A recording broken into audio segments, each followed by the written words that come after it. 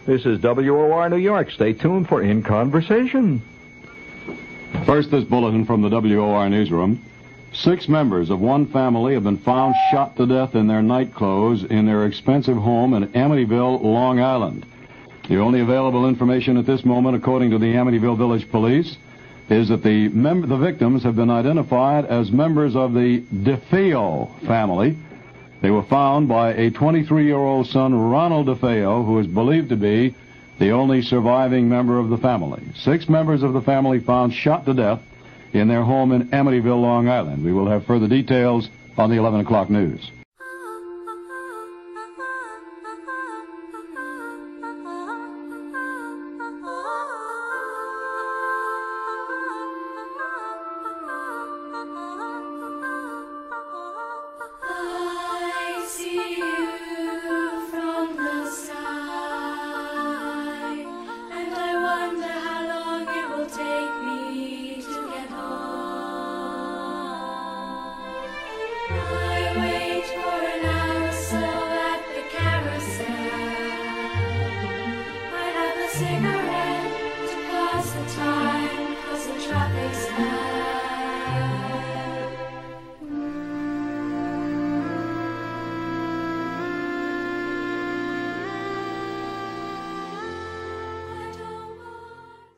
Well, when I first moved in, you start hearing noises of different things at night. Noise, like you thought somebody might have been walking around, pipes banging.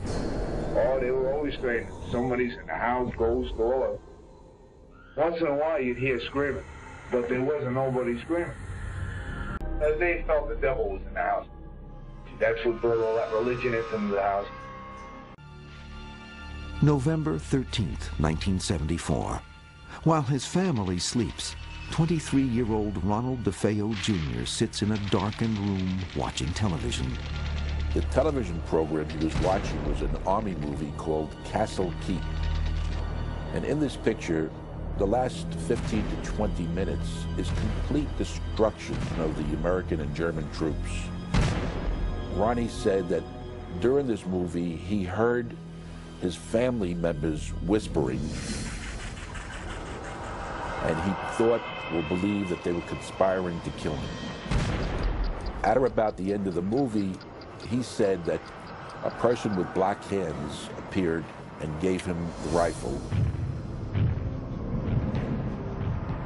And he went ahead and he proceeded to shoot each member of his family. No, I shot my father first, then I crossed over onto my mother and bed. After that, I tell you honestly, I couldn't stop if I wanted to. I couldn't put the gun down. So I felt somebody was inside moving me. He went into another room and shot his 2 younger brothers. Then he went in and shot his younger sister.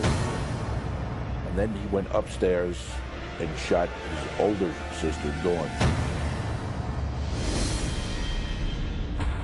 When it is over, 6 members of the DeFeo family, Ronald Sr., his wife Louise, daughters Dawn, 18, and Allison, 13, and sons Mark, 11, and John Matthew, 9, lie slaughtered in their beds.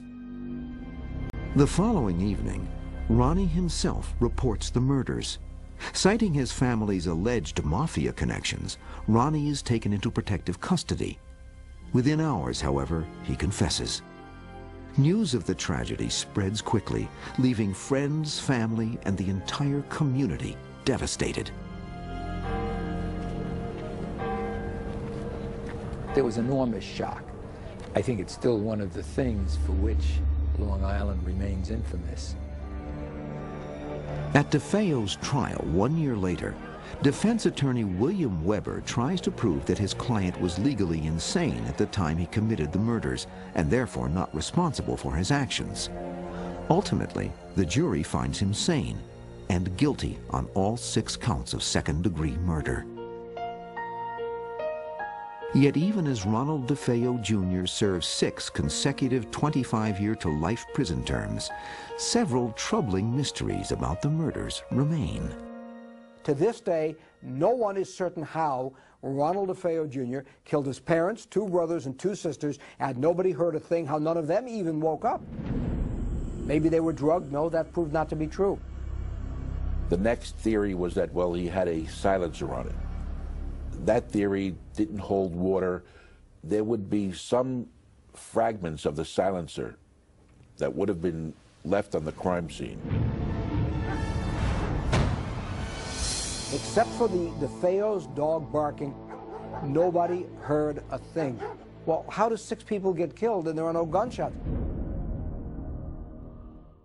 It was a crime that gripped our area. 6 family members wiped out in a gruesome mass murder, inspiring one of the scariest movies ever made, the Amityville Horror. 37 years later, a claim that new evidence has been discovered is raising questions. CBS 2's Jennifer McLogan has the exclusive details from Amityville. Who can forget those windows? Windows like eyes. They make the house in the movie Amityville Horror look so haunting.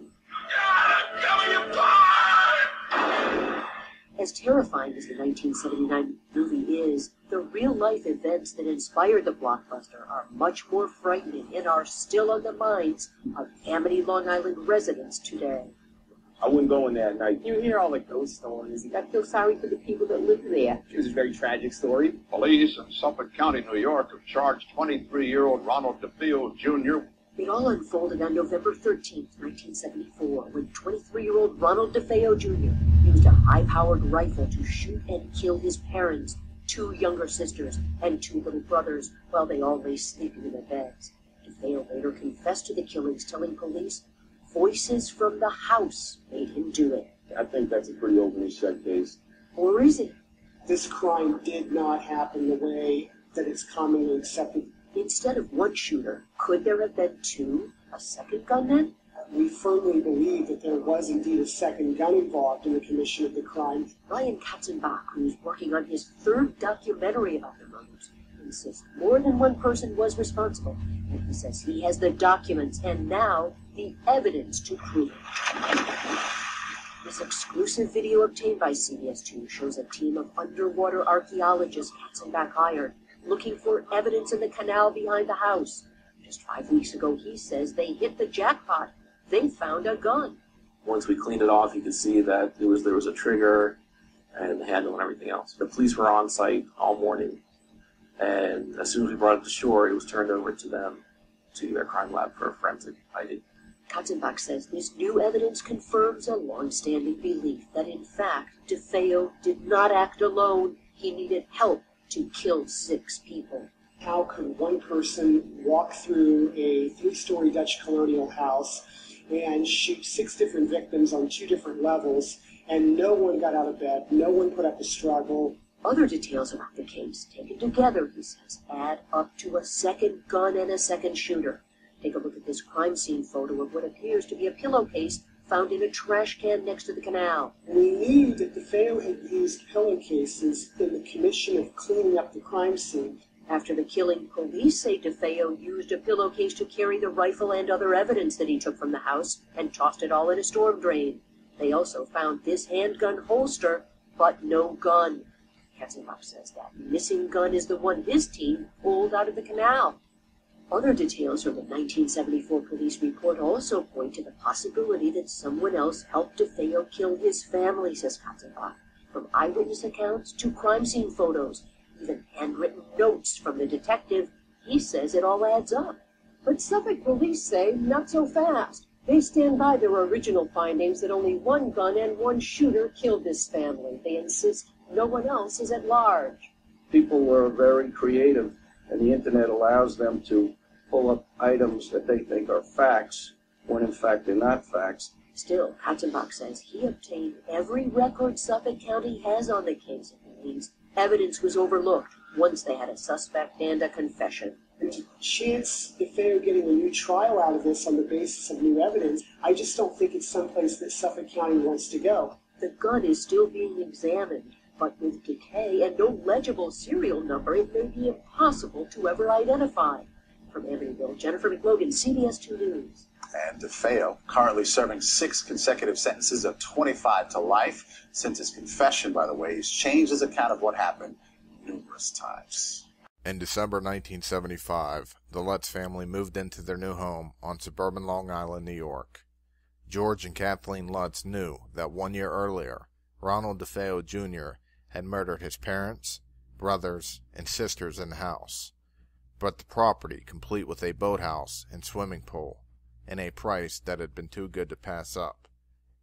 28 days later, the entire Lutz family fled in terror. The family reported ghostly occurrences that took place while living inside the house, including an unknown slime that would ooze out of the walls, strange odors, voices, and objects in the house moving by themselves. Having fled the house, leaving all of their possessions behind but one cedar chest that was filled with the family photos, a chilling legacy was born, a legacy we all know as the Amityville Horror House. Did the Lutz family truly encounter ghostly activity, or was this a pre-planned agenda to make boatloads of money? After all, the book and the movie, The Amityville Horror, did make them rich. Note that both George and Kathleen Lutz are now deceased.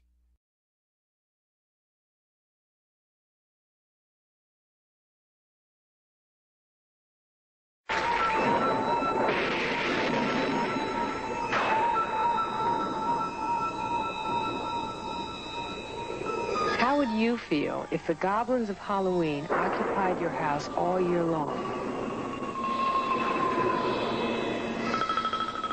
Even the most ardent prayers couldn't rid one house of ghoulies and ghosties, at least as they were reported to most of America in a recent shocking book and motion picture.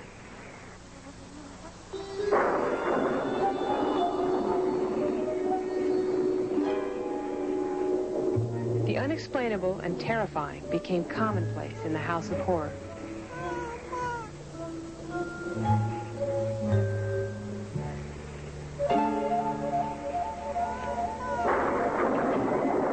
On the night of November 13th, 1974, Ronald DeFeo brutally murdered 6 members of his family in their lovely house in Amityville, Long Island. In late 1975, George and Kathy Lutz and their 3 children moved in. A month later, they moved out. They claimed they'd experienced a horrifying period of demonic possession. The house stood empty for a long time. After all, why would anybody want to call such a ghost-plagued house home? Jim Cromartie and his family bought and moved into the house. Let him tell you why. I've had uncles and aunts of mine who have played in this house as children. I played in this house myself as a child. There's no doubt about the tragedy that took place. To be very honest, the reason we bought the house at the time was it was a good buy. And because we loved the house. It is a beautiful house. And we really felt that once we moved in, we changed the number, we repainted it, and we made it a beautiful part of the community again. We really thought everything would just go away. We never dreamt what would take place here. The fame of the Amityville house brought the gawkers, the tourists, and the traffic jammers. It was such a pleasant scene inside here, and outside it was so insane. It was right after the book had come out. People all fighting to have their picture taken in front of the house, and here we were trying to have a lovely, quiet Sunday afternoon together, and this insanity was out there. When they came, they literally, on Christmas Eve, attacked the house, and 3 cars. One car drove all over the front lawn. Another one watched for the police, and the other group, all men, about 20 to 25, I guess. The other groups just stood out on the front porch and urinated all over it on Christmas Eve. The normally law-abiding community faced new police problems. Amityville Police Sergeant Pat Camarada. One occasion, after the Lutzes moved out, a man came to the house in a van with 6 goats, and he wanted the goats to eat the grass to chase the evil spirits away, so we have a lot of cuckoos. One of the police officers saw 2 young couples outside of the building. One of the girls was in hysterics, more or less, and the policeman figured maybe he could help her, and he asked her what the trouble was. She told him she had vibrations, and she was all upset because of the house. And, he told her, you should not buy the house, you buy the yacht club, and she turned it off just like that. As a result of the story of Lutz's 28-day stay, this small piece of Long Island real estate gained an international reputation. The Amityville Horror told the Lutz's story, and in a way created a legend. There are some people, particularly the Cromartys, who are highly skeptical of the incident. For example, it's written, quote, January 13th. Amityville was hit by another storm of hurricane strength. Sleet was pelting all of Long Island. It's a very simple thing to write to the National Weather Bureau down in Washington and ask for the weather on the dates that coincide with the book. And they will see for themselves that none of the weather coincides. Not one day, not one snowflake, not one raindrop. Quote, December 29th. Father Mancuso could no longer ignore the red splotches in the palms of his hands, nor the excruciating pain he felt when he touched the sore spots. As far as the priest goes, he testified in federal court in Brooklyn in October, I think it was, Right. that he had only come to this house once to bless it. As far as the rest of the book goes, none of it was true. He did not have any of the afflictions on his hands and the sores and the stench and anything that was mentioned either in the book or in the movie. None of that was true, and this is under oath in federal court. the transcript of the trial does not reflect the denial by the priest.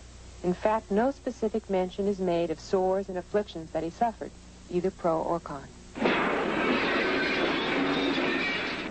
Film audiences were led to believe that a window shattered. This is the window. You can see that it's exactly the same as it has been for the last 51 years. The house was built in 1928. There's all the old paint, the old putty. Nothing's been disturbed. Perfectly innocent windows. This is the original banister. In the book, it was supposed to have been torn out of its hinges and completely demolished or something. As you can see, it is the original banister. It's been here, like everything else, 50 years, and it's still in perfect condition. Quote, January 2nd. Holding his nose, George forced open the paneling and shone his flashlight around the red-painted walls. The stench of human excrement was heavy in the confined space. It formed a choking fog. My name is Patty Camarado. I was friends with Allison DeFeo, the girl who was murdered with the rest of her family here in 1974. This I'm going to show you is the mysterious red room that's so noted for in the book. This door, which they say was never here, was here, is here, always will be here, I suppose. This is the red room. Nothing more than a storage area where Allison and her brothers and I used to keep toys. Just red, you know. There's never any feeling of spirit presence or ghosts or any sort of thing like that. It's just a play area. Used to keep toys. Nothing more than that.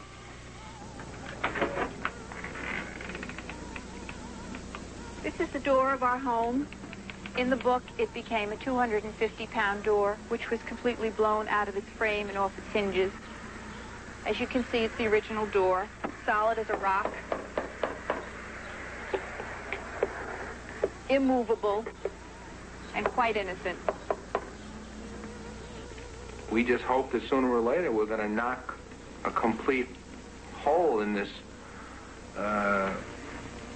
charade that's been created and hope that we can just get back to living a normal life again, not have to worry about when we come home at night that there are 30 people in the yard, that maybe we'll have to call the police again, to give them a break, to give the neighbors a break. Its reputation to this day has bedeviled the Cromartys, who are clearly convinced there are no ghosts or demons or ghouls or rattling chains or bloody screams. But would you live in this house?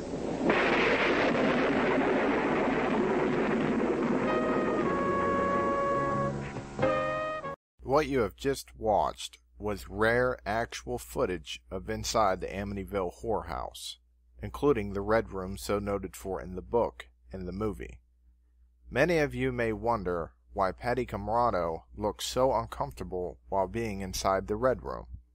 Now, before making assumptions that she was afraid of something that was around her, something ghostly, keep in mind that the young girl was not only on camera, but she was in the house where her friend Allison DeFeo was murdered, and she was having to talk about it. I think you or myself would be pretty uncomfortable with that alone. So if the Amityville house is or was haunted, why?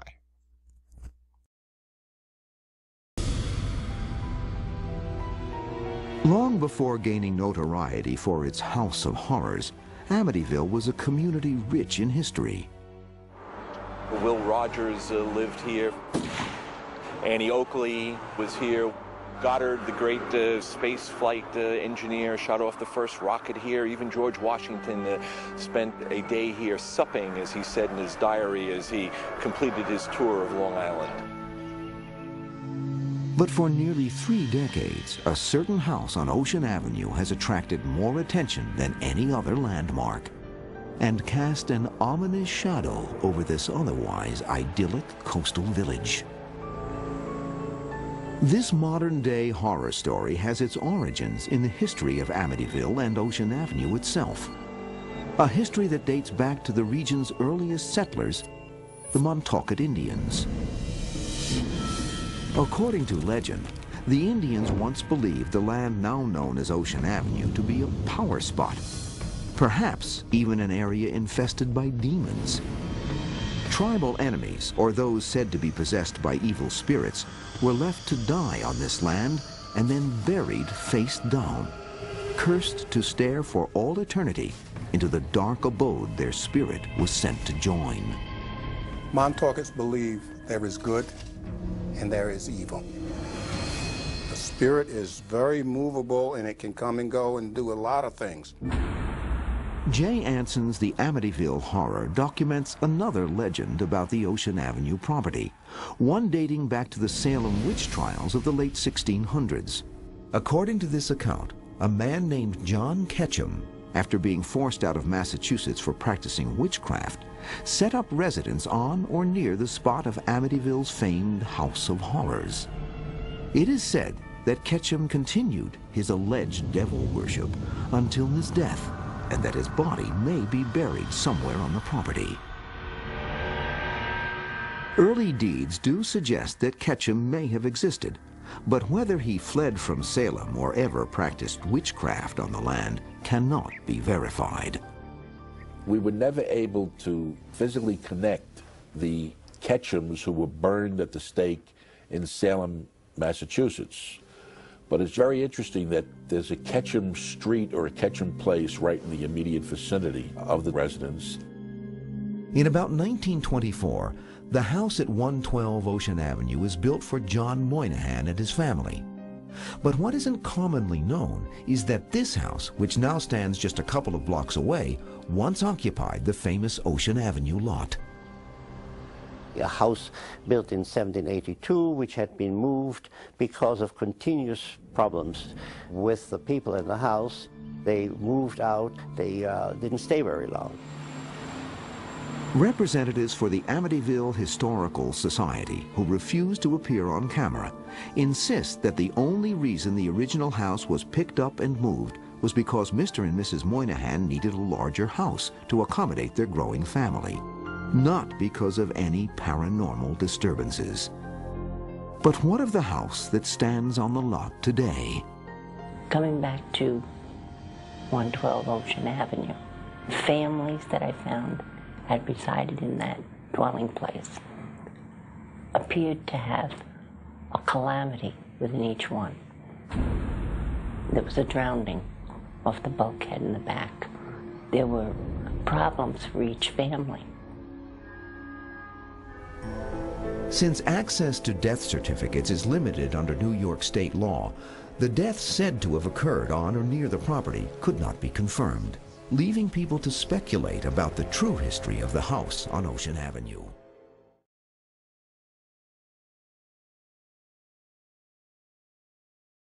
Pictured left is 13-year-old Allison DeFeo while alive. This is my final warning to you. If you are squeamish, you may want to fast forward through the next clip. What you are looking at now is Allison DeFeo, obviously deceased, exactly positioned the same way that law enforcement discovered her body.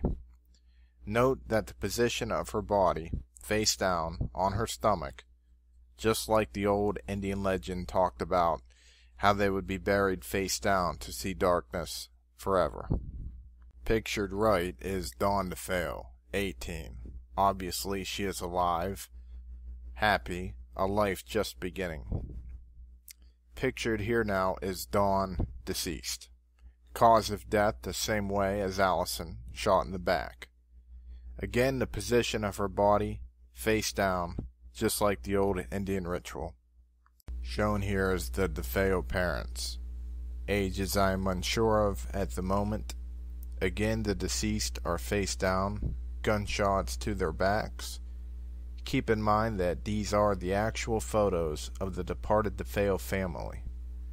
One thing that stands out to me in this photograph is the wound on the back of Ronald DeFeo Sr.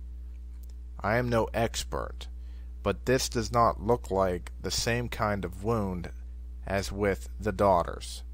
This may support a second gunman theory. If you pay attention to the wound on the back of Ronald DeFeo Sr., it looks as if a more low-caliber gunshot was inflicted to his back. Pictured here is Mark DeFeo, age 12, deceased. Again, gunshot to the back area, face down, just like all the other family members.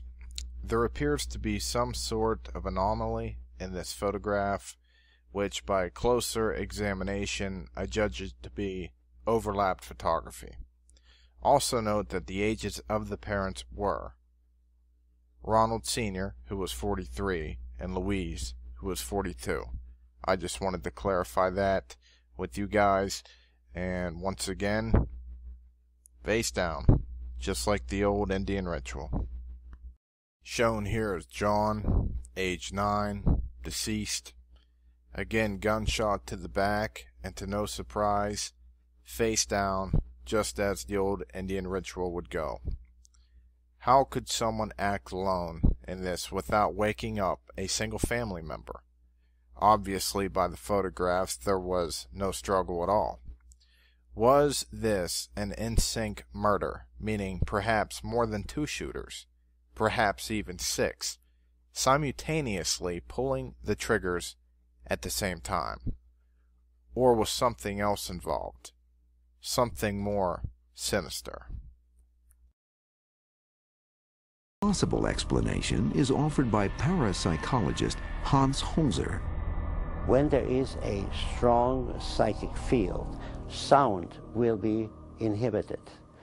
We know this from other cases because the electromagnetic field, which is representative of an entity of this kind, does interfere with the perception of sound, and sound was not heard. Others believe that the position of the 6 bodies bears an eerie similarity to the local Indian legend, which holds that tribal enemies were buried face down. An Indian curse, some say, may have driven Ronald DeFeo Jr. to murder. Young DeFeo had always been very high-strung and certainly given to psychic ability. And it is not inconceivable that the influence in the house were manifested gradually through him. I think the entity tried to get him out of the house because the house was on sacred ground. Town officials and the local Indians themselves dispute any notion of curses or sacred burial grounds. Yet no matter what questions remain, the village of Amityville will be forever linked with these tragic murders. There isn't a day that goes by that I'm not asked questions relating to the DeFeo case. This was a tragic incident that happened to a middle-class family, a family that could very well have been my neighbor, your neighbor, anyone else's neighbor. Let it be known that October 2012. The real Amityville Horror House is back on the market, up for sale. Why do so many people move into this house, a lovely house, and then move right back out? Is it ghosts, demons, or this? You decide. Amityville. Alright, this is the Amityville Horror House. Going towards the back. As you see, there's no one here. People are mad as hell, so I'm gonna hurry this thing up. I'm trying to look through the windows, but as you can see, they're all shut, closed. I don't know why, but they are. So I'm just going towards the back where the house, the boathouse is at. As you can see, everything has been renewed. Everything looks new. Trying to look inside the house, but there's nothing going on. Trying to see, start inside the windows. There's nothing going on. Did you see it over there in the back? Yeah. Alright, let's go. Can you imagine? Alright, so this is it. This is the Amityville, the famous Amityville Horror House. The real one. The real one. Not the fake one. Not the fake one, but the real one.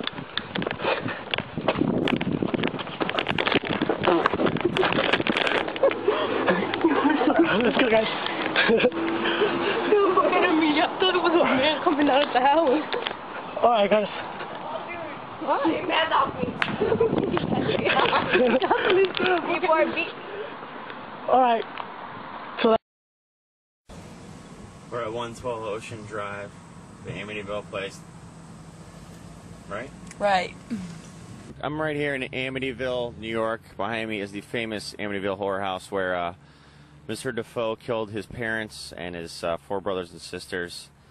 It's supposed to be haunted, but I think it was just a hoax to try to get sell the house, but made a good movie anyways. They've changed a lot of the windows around because of people don't like you driving by here. They flick you off. They changed the windows around, trying to make it look different so a-holes like me didn't come over here and videotape the house. Everyone in the neighborhood is pretty pissed off that we're here, but I don't really give a shit. If you live by the Amityville house, what the hell you expect is going to happen? So let's give them their price and get the hell out. Get a light.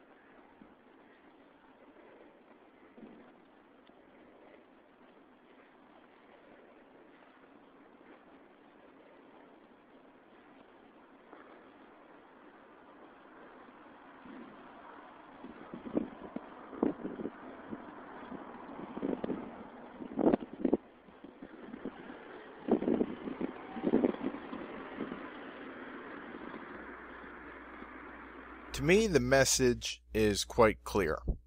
People are not moving out of this house because it is haunted.